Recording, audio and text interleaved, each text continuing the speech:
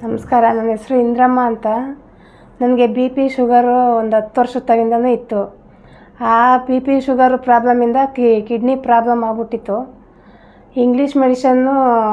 First English ಮೆಡಿಷನ್ಗೆ ಹೋಗಿದ್ವಿ, ಹಾಸ್ಪಿಟ್ಲಲ್ಲಿ ತೋರಿಸ್ಕೊಂಡು ಅಲ್ಲೊಂದು 2-3 ಲಕ್ಷ ಖರ್ಚು ಮಾಡಿದ್ವಿ.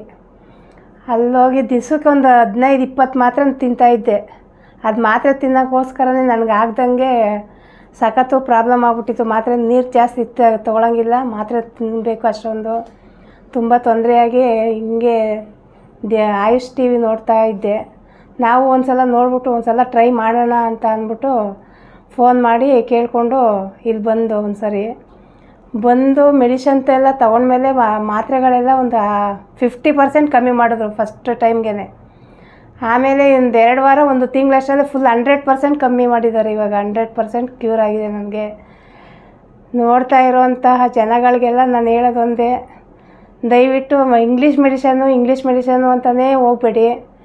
ಒಂದು ಸಲ ಬಂದು ನೋಡಿ, ಆಮೇಲೆ ನಿಮಗೇ ನಂಬಿಕೆ ಬರ್ತದೆ. ಅಷ್ಟೇ ನಾನು ಕೇಳ್ಕೊಳ್ಳೋದು. ನಮಸ್ಕಾರ. ಕ್ರಿಯೇಟಿನು ನಂದು 5.5-6 ಇತ್ತು ಇದಕ್ಕೆ ಬರೋಕ್ಕಿಂತ ಮುಂಚೆ. ಇದಕ್ಕೆ ಬಂದಮೇಲೆ ಇವಾಗ 3.7 ಬಂದಿದೆ. ತುಂಬ ಖುಷಿ ಆಗ್ತಾಯಿದೆ ನನಗಂತೂ. ಲತಾ ಶೇಖರ್ ಮೇಡಮ್ಗೆ ತುಂಬ ಧನ್ಯವಾದಗಳು.